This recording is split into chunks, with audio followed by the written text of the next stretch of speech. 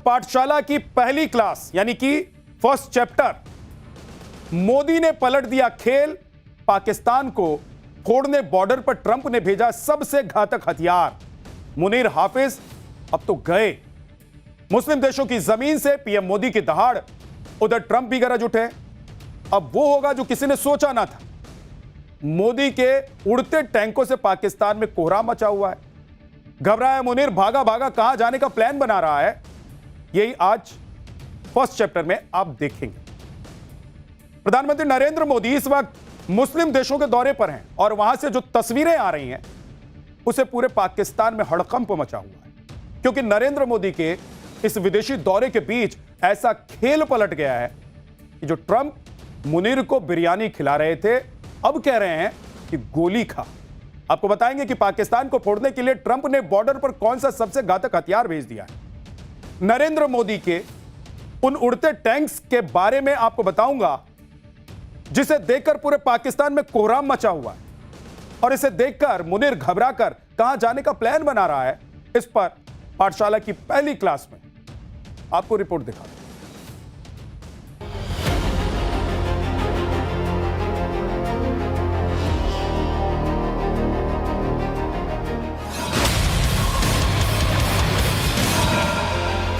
मोदी ने पलट दिया पूरा गेम।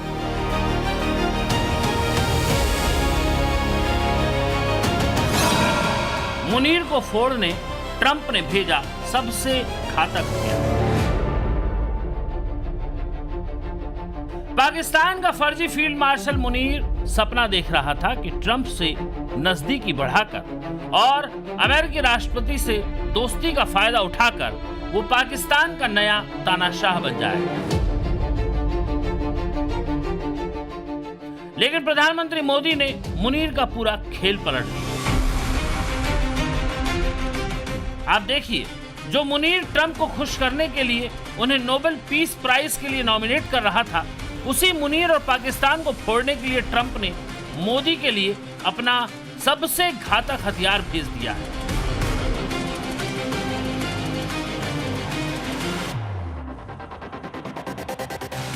अमेरिका में बने अपाचे AH-64E अटैक हेलीकॉप्टर के फाइनल बैच के 3 हेलीकॉप्टर भारत पहुंच गए। इन तीनों हेलीकॉप्टर को लेकर एंटोनोव 124 हैवी लिफ्ट एयरक्राफ्ट की मदद से गाजियाबाद के हिंडन एयरबेस पर उतारा गया।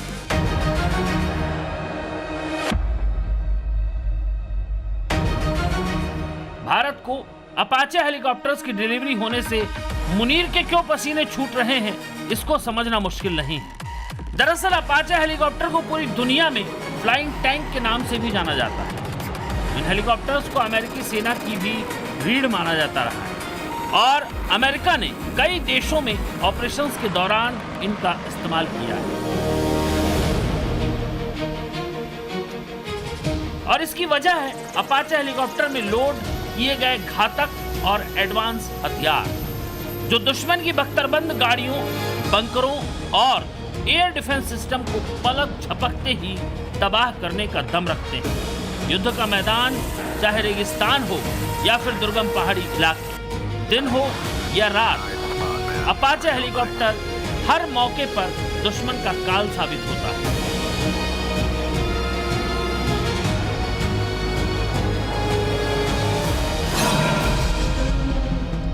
अपाचे हेलीकॉप्टर की खूबियों की बात कर लें तो अपाचे हेलीकॉप्टर में 30 mm की ऑटोमेटिक चेन गन लगी होती है, जो चलते फिरते दुश्मन पर ताबड़तोड़ गोलियां बरसाती है। इसमें हाइड्रा 70 रॉकेट सिस्टम लगे हैं, जो पहाड़ी इलाकों में भी टारगेट पर सटीक निशाना साध सकते हैं। इसमें हेलफायर जैसी एंटी टैंक मिसाइलें फिट होती हैं, जो टैंकों और बख्तरबंद गाड़ियों को तबाह कर देती हैं। अपाचे में लगे रॉकेट पॉड्स से दुश्मन के ठिकानों पर भारी बमबारी की जा सकती है।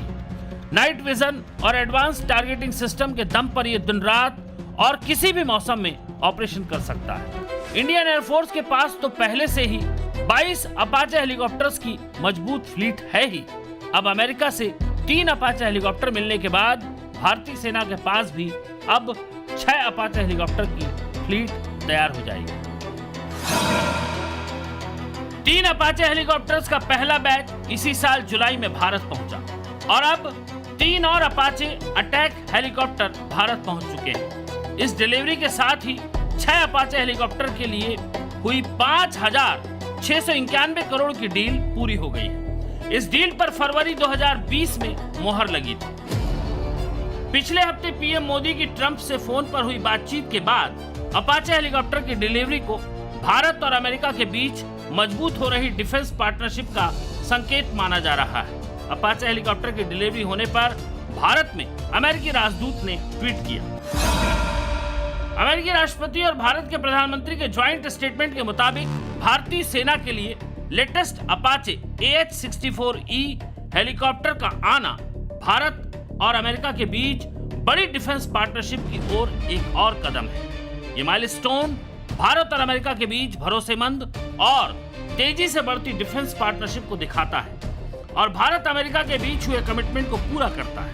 अपने लेटेस्ट कैपेबिलिटी के साथ अपाचे रीजनल सिक्योरिटी के हमारे शेयर्ड विजन को मजबूत करता है और क्रो प्रोडक्शन, ट्रेनिंग और टेक्नोलॉजी एक्सचेंज में सहयोग को मजबूती देता है।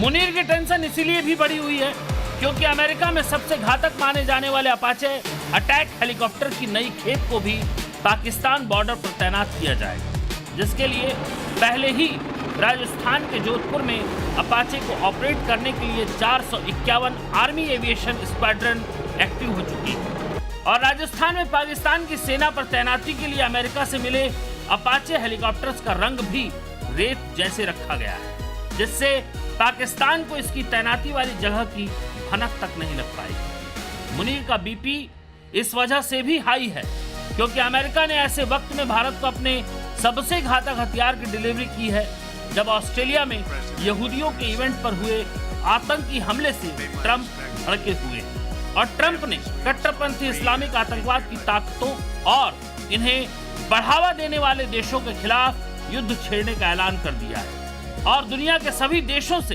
इस युद्ध में साथ खड़ा होने की अपील की।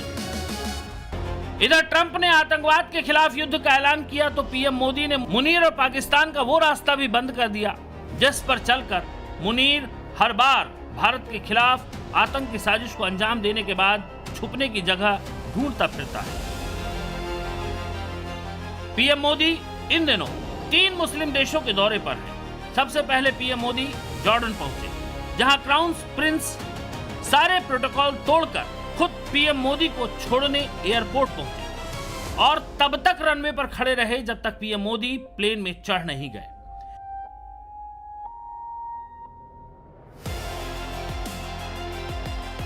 इसी तरह इथियोपिया में भी खुद वहां के प्रधानमंत्री एयरपोर्ट पर पीएम मोदी को रिसीव करने पहुंचे। लेकिन जिस तरह पहले जॉर्डन और फिर इथियोपिया में पीएम मोदी ने पहलगाम आतंकी हमले का जिक्र किया और आतंकवाद के खिलाफ लड़ाई में मुस्लिम देशों का समर्थन मांगा, उससे पाकिस्तान में हड़कंप मचा।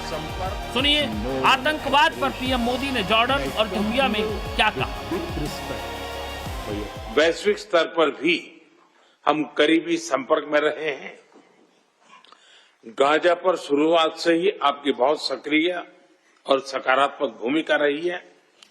हम सभी की आशा है कि क्षेत्र में शांति और स्थिरता बनी रहे।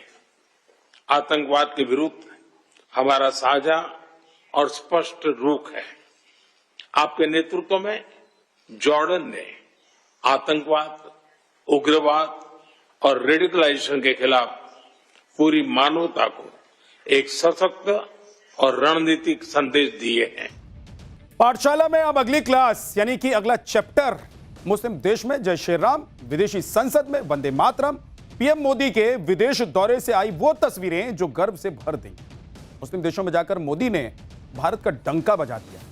उधर विदेशी जमीन पर फिर राहुल गांधी ने क्या ब्लंडर कर दिया है, आज आपको दिखाने वाले हैं। पाकिस्तान के मुनीर भले ही ट्रंप की शरण में चले गए, लेकिन पीएम मोदी उसे छोड़ने वाले कहां हैं? क्योंकि अब भारत का जलवा देखिए कि मुस्लिम देशों में जय श्री राम के नारे लग रहे हैं, विदेशी संसद में वंदे मातरम गूंज रहा है। 6 मिडिल ईस्ट देशों के ताकतवर संगठन गल्फ कोऑपरेशन काउंसिल के अहम देश पीएम मोदी के साथ बड़ी बड़ी डील करने वाले हैं। मुस्लिम देश के क्राउन प्रिंस खुद पीएम मोदी के लिए कार का ड्राइवर बन जाता है। यानी कि पीएम मोदी ने डंका बजा दिया है।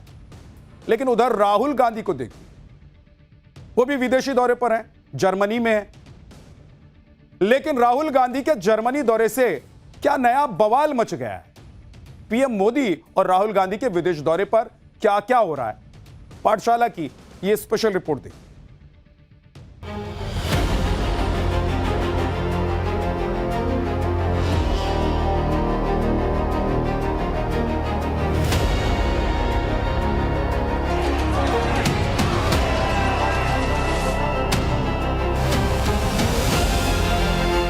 एक तरफ पीएम मोदी का विदेश में डंका बज रहा है तो दूसरी तरफ राहुल गांधी के विदेश दौरे पर देश में नया बखेड़ा खड़ा हो गया। एक तरफ पीएम मोदी को सर्वोच्च सम्मान दिया जा रहा है, दूसरे देश भी भारत की आर्थिक ताकत का लोहा मान रहे हैं। दूसरी तरफ राहुल गांधी विदेशी धरती से देश की अर्थव्यवस्था की खामियां गिरा रहे हैं। राहुल गांधी ने जर्मनी जाकर ऐसा क्या कह दिया कि विवाद खड़ा हो गया, ये आपको बताऊं। उससे पहले देखिए कि कैसे विदेश में पीएम मोदी का डंका बज रहा है। ये तस्वीरें पीएम मोदी को मिले सर्वोच्च सम्मान की है। अपने पहले ही दौरे पर अफ्रीकी देश इथियोपिया ने पीएम मोदी को सर्वोच्च नागरिक सम्मान ग्रेटर निशान ऑफ इथियोपिया से सम्मानित किया है। अब तक 28 देश पीएम मोदी को अपना सर्वोच्च नागरिक सम्मान दे चुके हैं। अभी अभी मुझे ग्रेट ऑनर निशान ऑफ इथियोपिया के रूप में इस देश का सर्वोच्च सम्मान प्रदान किया गया है। विश्व की अति प्राचीन और समृद्ध सभ्यता द्वारा सम्मानित किया जाना मेरे लिए बहुत गौरव की बात है।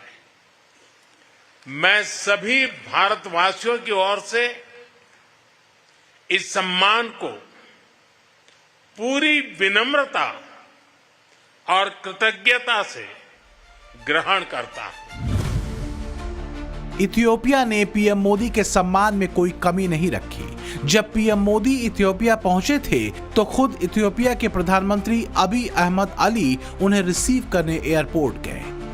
गाजे बाजे के साथ पीएम मोदी का जबरदस्त स्वागत हुआ। इसके बाद की तस्वीरें तो और हैरान करने वाली थी। इथियोपिया के प्रधानमंत्री अबी अहमद अली ने खुद कार चलाकर पीएम मोदी को एयरपोर्ट से होटल तक लेकर गए। रास्ते में उन्होंने पीएम मोदी को साइंस म्यूजियम और फ्रेंडशिप पार्क भी दिखाया। इससे पहले मुस्लिम देश जॉर्डन के दौरे पर भी पीएम मोदी के प्रति ऐसा ही सम्मान दिखा था। पीएम मोदी को जॉर्डन का म्यूजियम दिखाने के लिए खुद जॉर्डन के क्राउन प्रिंस अल हुसैन बिन अब्दुल्ला कार चला रहे थे। जॉर्डन के क्राउन प्रिंस प्रॉफेट मोहम्मद के वंशज हैं और उनकी 42वीं पीढ़ी के हैं। जॉर्डन के क्राउन प्रिंस खुद कार चलाकर पीएम मोदी को एयरपोर्ट तक छोड़ने भी आए थे। ये तस्वीरें देखिए, एक मुस्लिम देश का भावी शासक प्रधानमंत्री मोदी को ड्रॉप करने आया। इतना ही नहीं, जॉर्डन के क्राउन प्रिंस तो रनवे पर तब तक खड़े थे जब तक पीएम मोदी प्लेन में चढ़ नहीं गए। फिर ऐसा ही स्वागत इथियोपिया में भी हुआ। आप देखिए, इथियोपिया में पीएम मोदी के स्वागत में बड़े बड़े बैनर लगे थे। पीएम मोदी जब होटल पहुंचे तो भारतीय पारंपरिक अंदाज में उनका स्वागत हुआ।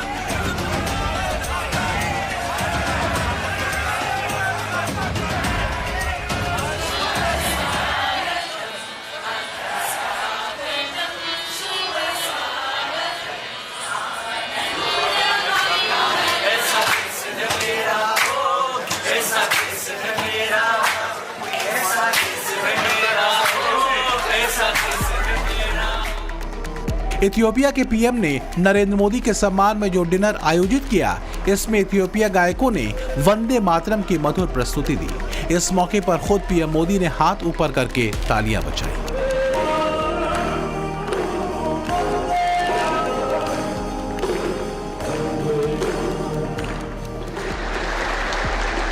पीएम मोदी को इथियोपिया की संसद को संबोधित करने का भी अवसर मिला।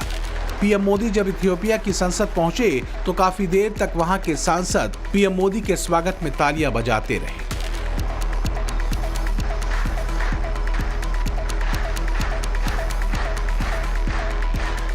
पीएम मोदी ने जब इथियोपिया की संसद को संबोधित किया तो भाषण खत्म होते ही सभी सांसदों ने खड़े होकर पीएम मोदी के लिए तालियां बजाई।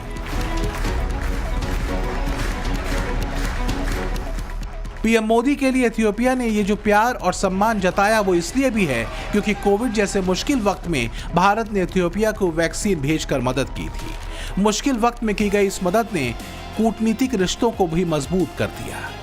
इतना कि जब पीएम मोदी इथियोपिया का दौरा कर लौटने लगे तो फिर से इथियोपिया के पीएम ने उन्हें अपनी कार से एयरपोर्ट तक छोड़ा। इथियोपिया के पीएम से प्रधानमंत्री नरेंद्र मोदी G20 की बैठक में मिले थे। तब इथियोपिया के पीएम ने उन्हें न्योता दिया था और उसी न्योते के 24 दिन के अंदर ही पीएम मोदी ग्लोबल साउथ की आवाज को मजबूत करने के लिए इथियोपिया पहुंच गए। पीएम मोदी का इथियोपिया दौरा इसलिए भी बहुत अहम है क्योंकि चीन भी अफ्रीका में अपनी पकड़ मजबूत करने में लगा है। जॉर्डन और इथियोपिया के बाद पीएम मोदी मुस्लिम देश ओमान की यात्रा पर है। भारत और ओमान के राजनयिक संबंधों के 70 साल पूरे होने पर यह यात्रा हो रही है। उम्मीद है कि इस यात्रा के दौरान भारत और ओमान के बीच फ्री ट्रेड एग्रीमेंट हो जाए। इससे दोनों देशों का व्यापार बढ़ेगा। टैरिफ के बीच भारत को नया मार्केट मिलेगा। इधर विदेशों में 3 देशों की यात्रा पर हैं, उधर राहुल गांधी भी विदेश यात्रा पर हैं। राहुल गांधी 15 दिसंबर से जर्मनी के दौरे पर हैं। राहुल गांधी जर्मनी में ऑटोमोबाइल कंपनी BMW प्लांट का दौरा किया। इस प्लांट में राहुल गांधी एक बाइक पर बैठे दिखे। कहा जा रहा है कि BMW और TVS ने पार्टनरशिप में 450 सीसी की ये एडवेंचर बाइक बनाई। BMW प्लांट से ही राहुल गांधी ने ऐसा बयान दे दिया कि देश में बवाल मच गया। जर्मनी से राहुल गांधी ने जब देश के आर्थिक ढांचे की कमियां गिनाई तो देश में सियासी विवाद हो गया। बीजेपी कह रही है कि राहुल गांधी विदेश से देश को अपमानित कर रहे हैं। सुनिए कैसे मैन्युफैक्चरिंग सेक्टर का डेटा गिनाकर बीजेपी राहुल गांधी को जवाब दे रही। बार बार राहुल गांधी जी का इस प्रकार विदेश जाना और विदेश की भूमि से भारत को अपमानित करना और भारत के विरोध में बोलना कहीं न कहीं दिखाता है कि राहुल गांधी और कांग्रेस पार्टी के मन में किस प्रकार की भावना भारतवर्ष को लेकर है। पाठशाला में अगली क्लास जिसमें अब आपको दिखाऊंगा सोनिया राहुल पर संसद से सड़क तक भयंकर बवाल। उधर कांग्रेस के नेता ने क्या बड़ा कांड कर दिया कि पूरा इंडी फंस गया है। कल नेशनल हेराल्ड मामले में सोनिया गांधी राहुल गांधी को राहत मिली थी और यह राहत मिलते ही आज कांग्रेस ने सड़कों पर हल्ला बोल दिया। संसद से लेकर सड़क तक भयंकर बवाल मचाया कांग्रेस ने। जगह जगह कांग्रेस ने प्रदर्शन किया। भले ही राहुल सोनिया को कोर्ट से सिर्फ राहत मिली, कोई क्लीन चिट नहीं मिली है, फिर भी कांग्रेस माहौल बनाने में जुट गई है। जैसे क्लीन चिट कांग्रेस को मिल गई, सोनिया राहुल को क्लीन चिट मिल गई। लेकिन इस बीच कांग्रेस के एक नेता ने ऐसा कांड कर दिया कि कांग्रेस ही नहीं, पूरा इंडी गठबंधन फंस गया। ये सब कैसे हुआ वो अब आपको दिखाता हूं पाठशाला की सिर्फ। नेशनल हेराल्ड पर कांग्रेस का हंगामा। देखिए, हमने बार बार कहा है कि सत्य की जीत होगी। इस नेशनल हेराल्ड के केस में कुछ नहीं है। उधर राहुल गांधी जर्मनी पहुंचे। इधर कांग्रेस ने कर दिया नया कांड। पहिल्या दिवशी आपला संपूर्ण पराभव झाला। 7 तारखेला जे हवाई युद्ध अर्ध्या तासात झालं त्यामध्ये आपला टोटल पराभव झाला। पाकिस्तान की भाषा क्यों बोल रहे कांग्रेस? संसद में भी हुए एक से बढ़कर एक कांड।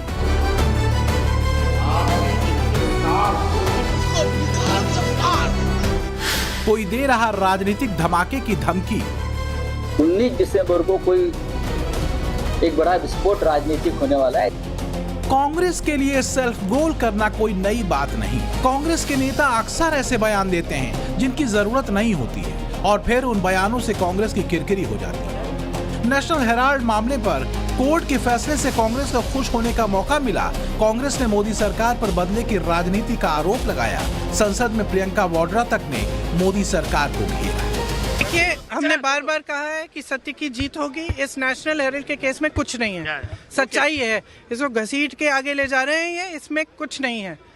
वो जो जो अब मुझे याद नहीं है कि कौन से उसमें बनती है, वो जो कंपनी है उसमें कोई पैसे निकाल ही नहीं सकता, कोई इस्तेमाल नहीं कर सकता, कोई बेच नहीं सकता, कोई कुछ नहीं कर सकता है।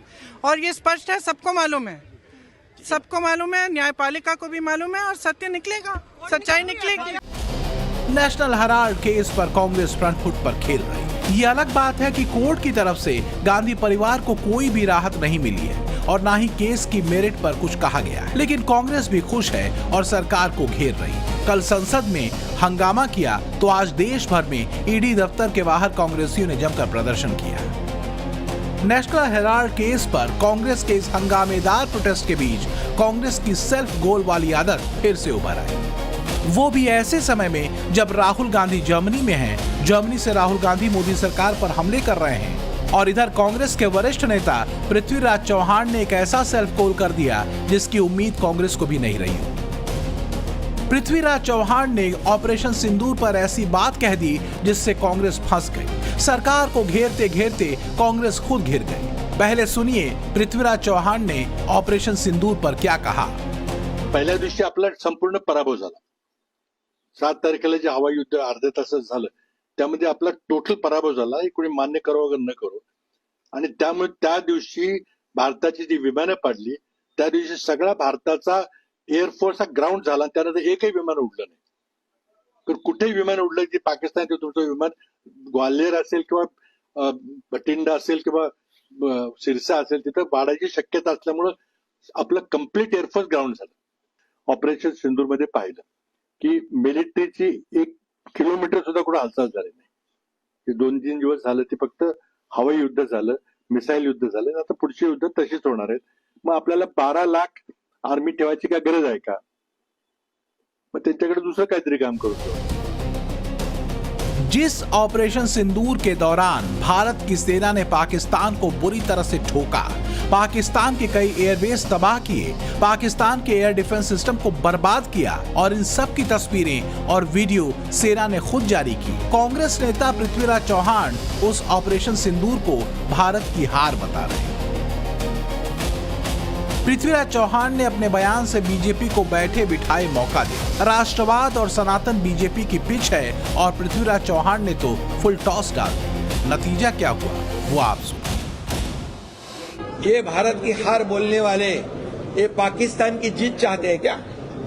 पाकिस्तान की बोली बोलते हैं, भारत के खिलाफ बात करते हैं। ये काय के भारतीय है, ये काय की देशभक्ति है, ये काय की राष्ट्रभक्ति है? ये तो देशद्रोह है, ये देश से गद्दारी है, देश से बेईमानी है। जनता उनको सबक सिखाएगी। और जो वो मोदी जी के बारे में बोलते हैं कि कब्र खोदेंगे, तो उनकी कब्र ये देश की जनता खुद ब खुद खोदेगी। सेना के शौर्य पर किसी को गाली देने का अधिकार नहीं है।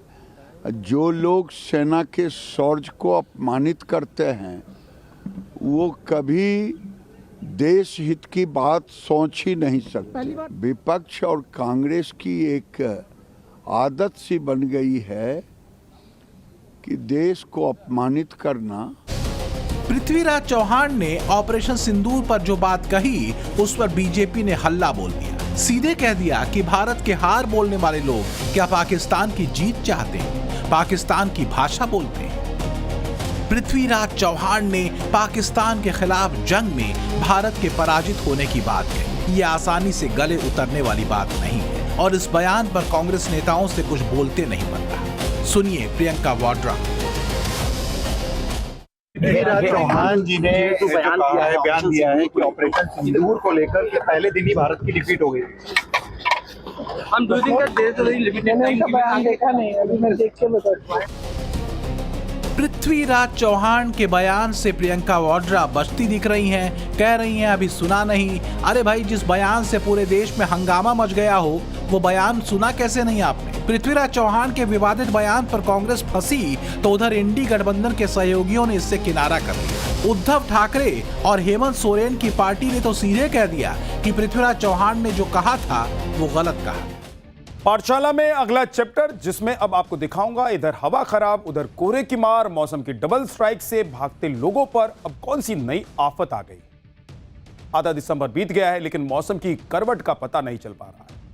ठंड, कोहरा, शीतलहर और बर्फबारी, कुदरत का ऐसा चौतरफा अटैक हुआ है कि लोग हर तरफ फंसे हुए हैं। रही सही कसर प्रदूषण ने पूरी कर दी है। दिल्ली में प्रदूषण ने लोगों का जीना मुहाल कर रखा है। उधर भारत में बढ़ते प्रदूषण पर कल संसद में चर्चा भी हुई, लेकिन प्रदूषण के साथ बढ़ते कोहरे ने भी लोगों को परेशान करके रखा हुआ है, जिसके बाद लोग ताजी हवा की तलाश में पहाड़ों पर पहुंच रहे हैं। लेकिन पहाड़ों पर भी आफत आ रखी। एक साथ इतने लोग पहुंच गए कि ट्रैफिक जाम से जंजाल में वो फंसे हुए। जो लोग ट्रैफिक जाम से बचकर निकल गए हैं वो हादसों के शिकार हो रहे हैं। कई जगह हादसे हुए। भीषण ठंड आने से पहले मैदान से लेकर पहाड़ तक लोग कैसे परेशान हो रहे हैं, उसकी एक रिपोर्ट देखिए। न हाड़ कंपा देने वाली ठंड है, न शरीर जमा देने वाली गलन। इसके बाद भी पूरे उत्तर भारत में हाहाकार मचा हुआ है। हाईवे पर ऐसा कोहरा है कि हेडलाइट जलाकर चलने वाली गाड़ियां भी हादसे का शिकार हो रही हैं। एक तरफ कोहरा और दूसरी तरफ प्रदूषण, लोगों पर डबल आफत आ गई है। सबसे बुरा हाल तो दिल्ली का है, जहां कोहरे और धुंध की दोहरी मार पड़ रही है। गैस चैम्बर में तब्दील हो चुकी पूरी दिल्ली हाँफ रही है, खांस रही है। ऐसा लग रहा है जैसे घने कोहरे में दिल्ली लापता हो गई है। दिल्ली की धुंध की हैरान करने वाली तस्वीर देखिए। एक क्रिकेट मैच के दौरान ग्राउंड पर इतनी धुंध छा गई कि बल्लेबाज को बाउंड्री ही नहीं दिख रही थी। दिल्ली में इसी लो विजिबिलिटी की वजह से आज 10 से ज्यादा फ्लाइट्स कैंसिल की गईं। कई फ्लाइट देर से उड़ी। सोमवार और मंगलवार को 228 फ्लाइट्स कैंसिल की गई थीं। आज दिल्ली में 25 ट्रेनें भी अपने टाइम से लेट चलीं, जिसकी वजह से यात्रियों को काफी परेशानी झेलनी पड़ी। कोहरा और प्रदूषण तो दिल्ली वालों के लिए डबल चैलेंज बना हुआ है। दिल्ली के कई इलाकों में AQI गंभीर श्रेणी में बना हुआ है। वजीरपुर और जहांगीरपुरी में सबसे ज्यादा AQI लेवल दर्ज किया गया, जो गंभीर श्रेणी में रहा। आज भी AQI जो है वो वेरी पुअर कैटेगरी में बना हुआ है। कुछ ऐसे इलाके हैं जहां पर स्थिति बहुत ज़्यादा गंभीर भी नज़र आ रही है। फिलहाल आपको अब सड़कों का हाल दिखाते हैं कि इस वक्त सुबह में आप देखिए कि आपको घना स्मॉग जो है वो देखने को मिल रहा होगा। वहीं दिल्ली में सख्त एक्शन लेने की तैयारी में दिल्ली सरकार नज़र आ रही है, क्योंकि जिसके पास पॉल्यूशन सर्टिफिकेट नहीं है उसे ना तो पेट्रोल ना ही डीजल दिया जाएगा। वहीं कंस्ट्रक्शन जो मटेरियल लेकर आने वाले ट्रक है उस पर पूरी तरह से बैन किया गया है, क्योंकि कंस्ट्रक्शन के काम दिल्ली में नहीं किए जा रहे हैं, क्योंकि ग्रैफ 4 स्टेज लागू है। उसके अलावा दिल्ली से बाहर के B6 जो है BS6 कैटेगरी से कम के निजी वाहनों के एंट्री पर भी रोक लगाई गई है। इस वक्त अगर दिल्ली के AQI की बात करें तो 329 है। वहीं दिल्ली के ऐसे बहुत से इलाके हैं जैसे रोहिणी, जहांगीरपुरी हो, विवेक विहार, आनंद विहार, यहाँ पर स्थिति अभी भी गंभीर बनी हुई है, क्योंकि AQI जो है वो इस वक्त यहाँ पर 350 से ज्यादा दर्ज किया जा रहा है। दिल्ली में भले ही प्रदूषण पिछले 2 दिनों के मुकाबले कम दर्ज किया गया है, लेकिन आने वाले समय में राहत की उम्मीद कम ही नजर आ रही है, क्योंकि हवा की रफ्तार बहुत कम है। एक्सपर्ट्स का कहना है कि स्थिति में सुधार होने में अभी बहुत वक्त लगेगा। दिल्ली सरकार के सामने भी प्रदूषण कम करना बड़ा चैलेंज बन गया है।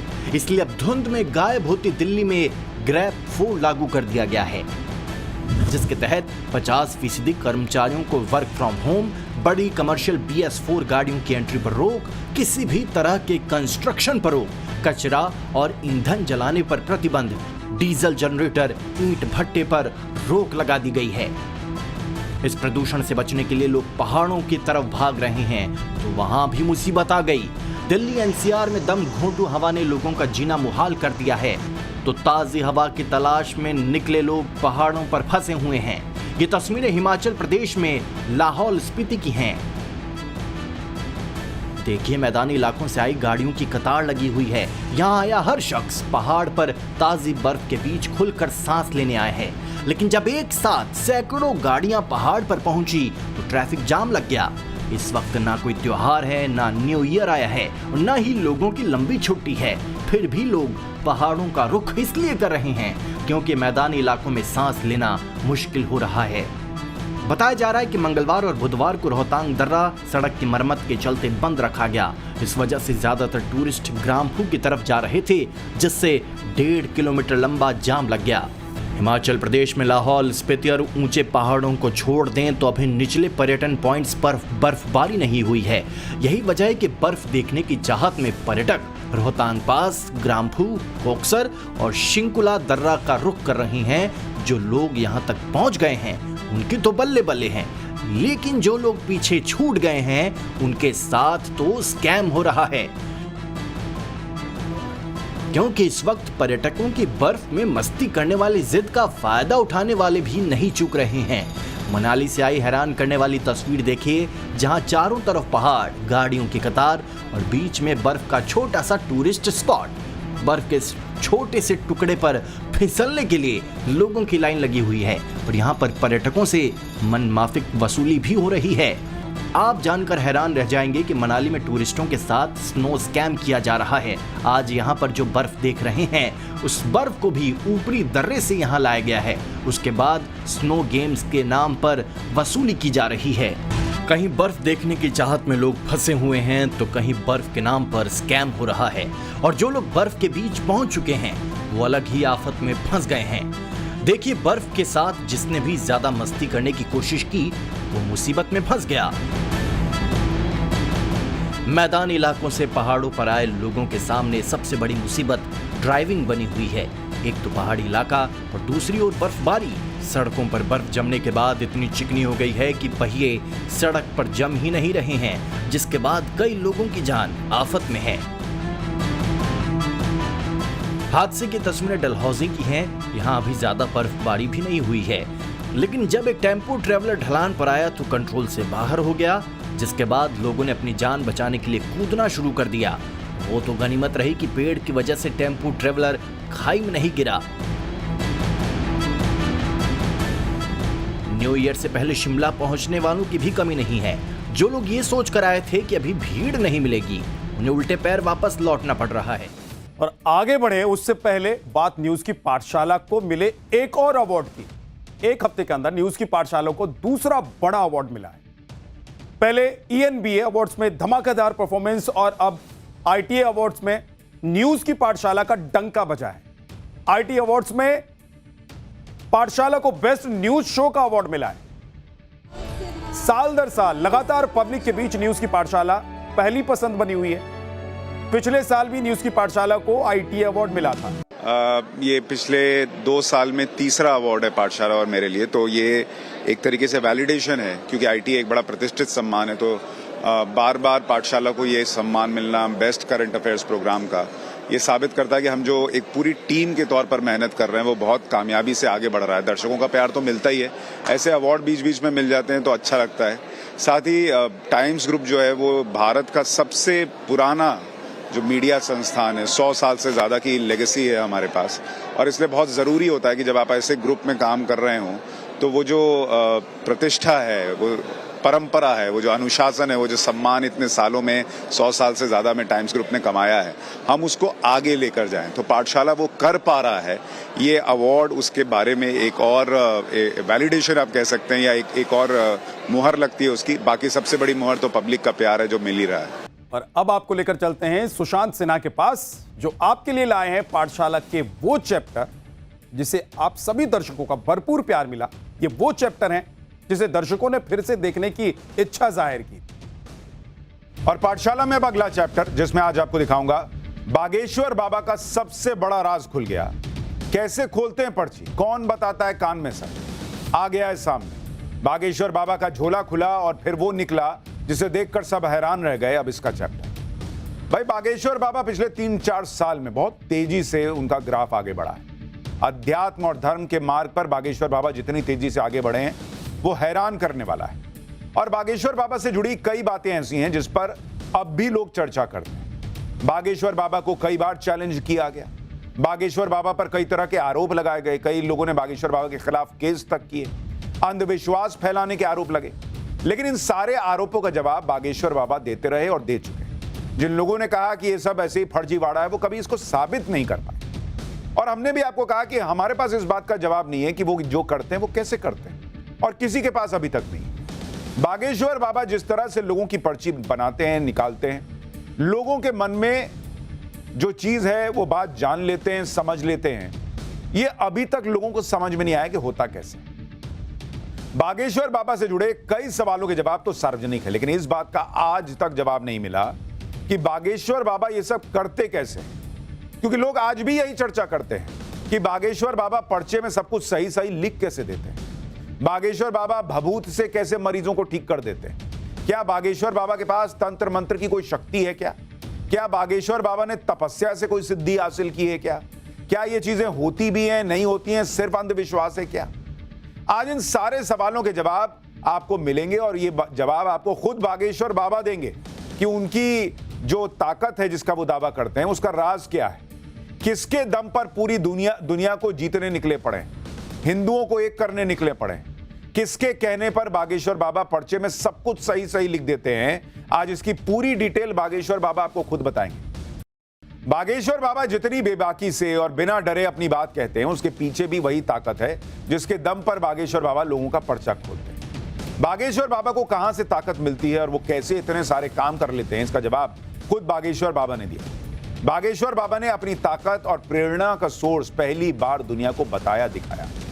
बागेश्वर बाबा जो कुछ भी करते हैं उसके पीछे हनुमान जी हैं, ये तो वो कई बार कहते हैं, लेकिन उनकी कौन सी मूर्ति बागेश्वर बाबा हमेशा अपने साथ रखते हैं वो पहली बार उन्होंने दुनिया को दिखाई। बागेश्वर बाबा ने पहली बार हनुमान जी की ये मूर्ति, देखिए ये मूर्ति दुनिया को दिखाई। ये हनुमान जी की छोटी सी काले रंग की मूर्ति है और बागेश्वर बाबा का दावा है कि इन्हीं की प्रेरणा से बागेश्वर बाबा सारे काम कर लेते हैं। बागेश्वर बाबा हनुमान जी की मूर्ति के दर्शन कराते हुए कहते हैं कि इनके दर्शन बहुत ही सौभाग्यशाली हैं। यानी बागेश्वर बाबा ने पहली बार वो हनुमान जी की मूर्ति दिखाई जिन्हें वो अपने झोले में लेकर चलते हैं और उन्होंने दावा किया कि यही हनुमान जी उन्हें सब बताते हैं। बागेश्वर बाबा ने यह भी खुलासा किया कि हनुमान जी की इसी मूर्ति की वजह से वो लोगों का पर्चा खोल पाते हैं। जो कुछ कराते हैं वो हनुमान जी कराते हैं, ये उन्होंने दावा किया। हनुमान जी की कृपा से ही वो लोगों की समस्याओं का समाधान करने की कोशिश करते हैं। For more of such videos, do like, share and subscribe to ET Now Swadesh.